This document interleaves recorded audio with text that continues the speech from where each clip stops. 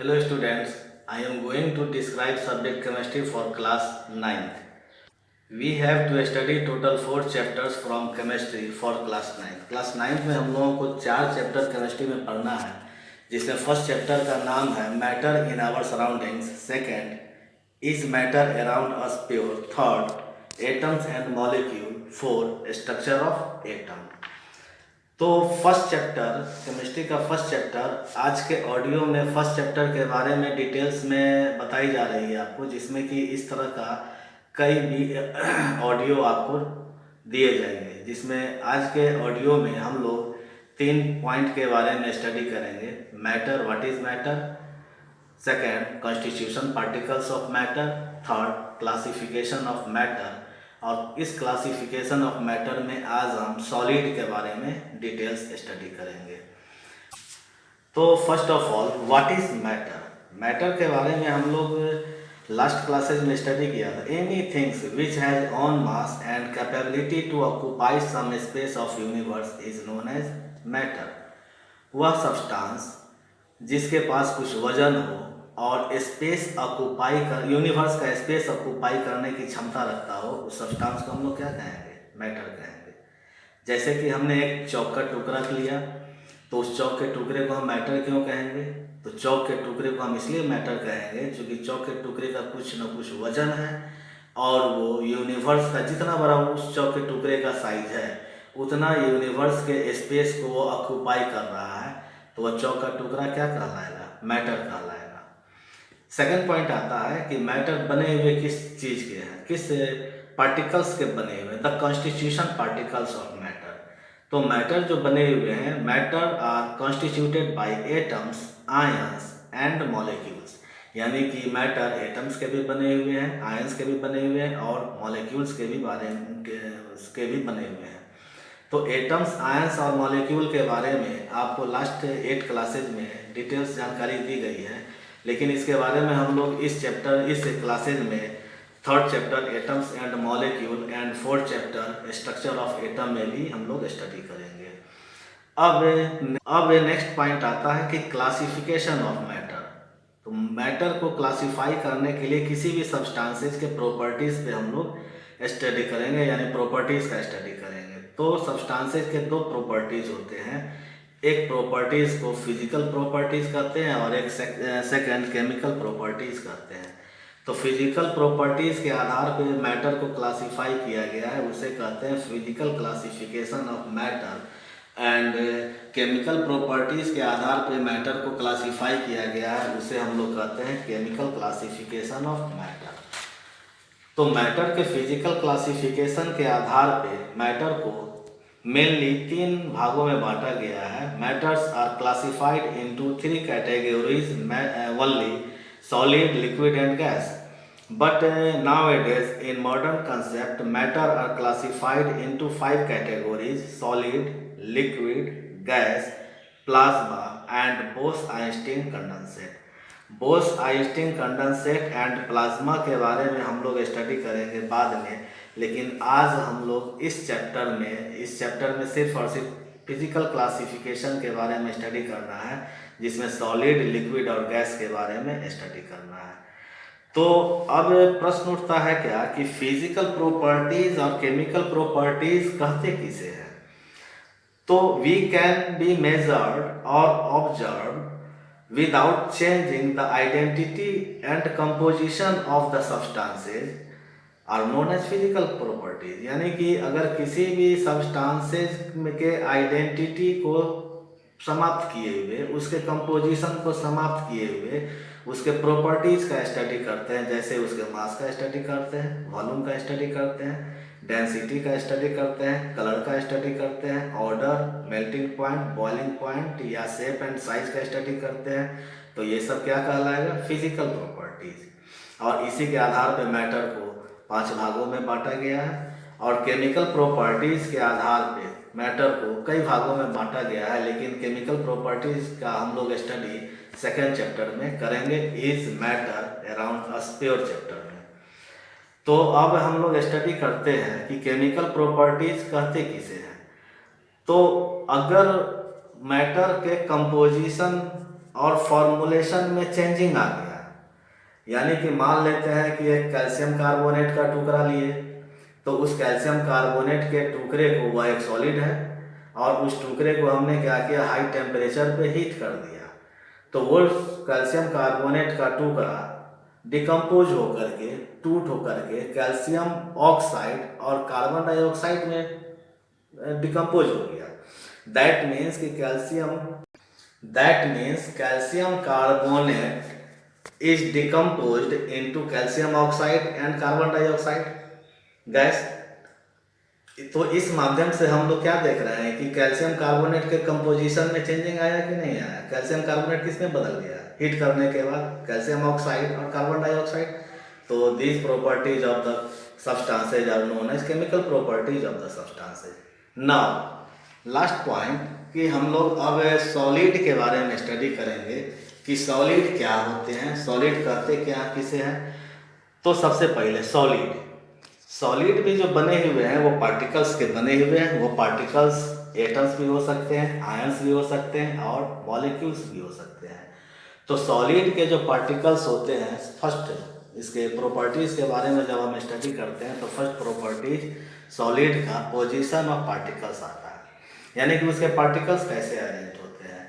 तो सॉलिड के जो पार्टिकल्स होते हैं वो काफ़ी क्लोज, एक दूसरे के क्लोज में आकर के अरेंज हो जाते हैं। और पहली बात, दूसरी बात क्या है कि सॉलिड के जो पार्टिकल्स होते हैं अपने ही पोजीशन पे फिक्स हो जाते हैं, और उस पोजीशन पे पार्टिकल्स सिर्फ और सिर्फ वाइब्रेट या नहीं तो ओसिलेट करता है। तो सॉलिड का पार्टिकल्स का पोजीशन क्या है, तो सॉलिड के पार्टिकल्स का पोजीशन है कि सॉलिड के particles, the particles of solids are fixed on their position and can only vibrate. आखिर ऐसा क्यों होता है। तो सेकेंड पॉइंट क्या होता है, सॉलिड के पार्टिकल्स का जो फोर्स ऑफ अट्रैक्शन होते हैं वो काफ़ी स्ट्रॉन्ग होता है। इतने स्ट्रॉन्ग होते हैं कि कोई भी पार्टिकल्स एक दूसरे को अपने पास खींच नहीं पाते हैं, लेकिन प्रत्येक पार्टिकल्स एक दूसरे के काफ़ी क्लोज में आकर के अरेंज हो जाते हैं।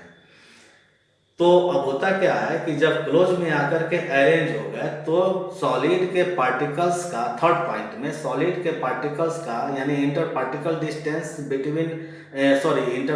डिस्टेंस ऑफ सॉलिड क्या होते हैं, काफ़ी शॉर्ट होते हैं। सॉलिड के इंटर पार्टिकल डिस्टेंस क्या होंगे, काफ़ी शॉर्ट, यानी दो पार्टिकल के बीच का जो डिस्टेंस होगा सॉलिड में वो काफ़ी छोटा हो जाएगा। क्यों छोटा हो जाएगा, क्योंकि उसके पार्टिकल्स का फोर्स ऑफ अट्रैक्शन काफ़ी हाई है। फोर्थ पॉइंट में कि सॉलिड के जो पार्टिकल्स होते हैं उसके तो फोर्स ऑफ अट्रैक्शन काफ़ी हाई होते हैं। काफ़ी हाई होने के कारण से प्रत्येक पार्टिकल एक दूसरे के काफ़ी क्लोज में आ गए, तो सॉलिड में वैकेंट स्पेस की का मात्रा काफ़ी ज़्यादा होगा या कम होगा, तो काफ़ी कम होगा, यानी सॉलिड में less vacant space between particles होते हैं। 5 पॉइंट में हम लोग स्टडी करते हैं कि सॉलिड का डेंसिटी फिक्स क्यों होता है, या कहेंगे हम इसको कि सॉलिड का डेंसिटी काफ़ी हाई क्यों होता है। तो सॉलिड का डेंसिटी इसलिए हाई होता है कि सॉलिड जो बने हुए हैं वो पार्टिकल्स के बने हुए हैं, और उस पार्टिकल्स का कुछ न कुछ मास होगा, और वो पार्टिकल्स कुछ न कुछ एरिया एक्वायर किए हुए हैं, यानी उसका वॉल्यूम भी होगा, यानी उसके पार्टिकल्स का मास भी फिक्स होगा और वॉल्यूम भी फिक्स होगा। तो हम लोग तो स्टडी करते हैं मास पर वॉल्यूम बराबर डेंसिटी, दैट मीन्स कि हाई मास हाई वॉल्यूम, तो डेंसिटी भी क्या हो जाएंगे, हाई। या नहीं तो हम ये कह सकते हैं कि फिक्स्ड मास फिक्स्ड वॉल्यूम, तो डेंसिटी भी क्या हो जाएंगे सॉलिड के, काफ़ी फिक्स हो जाएंगे। अब आते हैं 6 पॉइंट में कि सॉलिड के मेल्टिंग पॉइंट और बॉइलिंग पॉइंट वेरी हाई क्यों होते हैं। तो बच्चों सॉलिड के मेल्टिंग पॉइंट और बॉइलिंग पॉइंट वेरी हाई इसलिए होते हैं कि सॉलिड के जो पार्टिकल्स होते हैं उसके बीच का फोर्स ऑफ अट्रैक्शन क्या होता है, काफ़ी हाई होता है। तो उस फोर्स ऑफ अट्रैक्शन यानी दोनों एक दूसरे के साथ मजबूती से जुड़े हुए हैं, दोनों पार्टिकल्स एक दूसरे के साथ मजबूती से जुड़े हुए हैं, क्योंकि फोर्स ऑफ अट्रैक्शन क्या है, काफ़ी हाई है। तो उस फोर्स ऑफ अट्रैक्शन को तोड़ने के लिए हम एक्सटर्नल हाई एनर्जी सप्लाई करेंगे। जब एक्सटर्नल हाई एनर्जी सप्लाई करेंगे उसी के कारण से दोनों पार्टिकल्स फ्री होंगे, और जब दोनों पार्टिकल्स फ्री होंगे तो उसके मेल्टिंग पॉइंट और बॉइलिंग पॉइंट क्या हो जाएंगे, हाई हो जाएंगे। क्योंकि हाई फोर्स ऑफ अट्रैक्शन को ब्रेक डाउन करने के लिए हम एक्सटर्नल हाई एनर्जी प्रोवाइड करेंगे, तो सॉलिड का मेल्टिंग पॉइंट और बॉइलिंग पॉइंट भी क्या हो जाएगा, हाई हो जाएगा। अब 7 पॉइंट में हम लोग स्टडी करते हैं कि सॉलिड रिजिड और हार्ड होता है, यानी सॉलिड का नेक्स्ट प्रॉपर्टी क्या कहला है कि solids are rigid and hard. Rigid और हार्ड, कठोर, इतने कठोर क्यों होते हैं सॉलिड, इसलिए कठोर होते हैं सॉलिड। पहली पॉइंट कि सॉलिड के पार्टिकल्स के बीच का फोर्स ऑफ अट्रैक्शन काफ़ी हाई होता है, जिसके कारण से सॉलिड के बीच का इंटर पार्टिकल डिस्टेंस काफ़ी कम हो जाते हैं, और छोटे से सॉलिड के छोटे से टुकड़े में मैक्सिमम पार्टिकल की संख्या होते हैं, जिसके कारण से वैकेंट स्पेस क्या हो जाता है, काफ़ी लेस हो जाते हैं। इसी कारण से उसके पार्टिकल लेस वैकेंट स्पेस होने के कारण से सॉलिड रिजिड और हार्ड होते हैं। एक पॉइंट में हम लोग स्टडी करते हैं कि सॉलिड का पोजीशन फिक्स होता है, माने सॉलिड का शेप फिक्स होता है। तो सॉलिड का शेप फिक्स क्यों होता है, शेप इसका इसलिए फिक्स होते हैं क्योंकि सॉलिड के पार्टिकल्स अपने पोजीशन पे फिक्स होते हैं, इसलिए उनका शेप फिक्स होता है। सॉलिड के पार्टिकल्स मूवेबल नेचर के नहीं होते हैं, जिसके कारण से उसका शेप मूवेबल होगा, यानी वो सॉलिड मूवेबल होगा। सॉलिड रिजिड होते हैं, हार्ड होते हैं, उसका शेप फिक्स होता है। ये सारा का सारा किसके कारण से हो रहा है, सॉलिड के पार्टिकल्स के बीच का फोर्स ऑफ अट्रैक्शन काफ़ी हाई होता है। अब आज हम लोगों के इस ऑडियो में सॉलिड के बारे में हम लोग 8 प्रॉपर्टीज़ के बारे में स्टडी किए, जिसमें पोजीशन ऑफ पार्टिकल्स, तो पार्टिकल सॉलिड का जो पार्टिकल्स है उसका पोजीशन अपने ही पोजीशन पे फिक्स होते हैं और सिर्फ वाइब्रेट करते हैं। सेकेंड, सॉलिड के पार्टिकल्स के बीच का फोर्स ऑफ अट्रैक्शन काफ़ी स्ट्रॉन्ग होता है। Third, inter particle distance solid का क्या होता है, काफ़ी छोटा होता है। सॉलिड के में वैकेंट स्पेस क्या होता है, काफ़ी कम होता है। सॉलिड का डेंसिटी क्या होता है, तो फिक्स होता है। सॉलिड का मेल्टिंग पॉइंट, बॉइलिंग पॉइंट काफ़ी हाई होते हैं। सॉलिड का नेचर रिजिड और हार्ड होता है। सॉलिड के शेप फिक्स होते हैं। अब इससे रिलेटेड, आज के टॉपिक से रिलेटेड आपको कुछ चैप्टर, कुछ क्वेश्चन दिए जाएंगे, जिसे हम अपने PDF फाइल में अटैच करके, इस वीडियो के साथ हम अटैच करके आपको दे रहे हैं। उसमें मेरा मोबाइल नंबर भी है, और इस आज के टॉपिक से रिलेटेड किसी भी तरह का कोई भी डाउट हो तो आप हमारे व्हाट्सएप नंबर पे, आप हमारे मोबाइल नंबर पे कांटेक्ट कर सकते हैं, और हमको आप भेज सकते हैं, या हमसे आप जानकारी ले सकते हैं।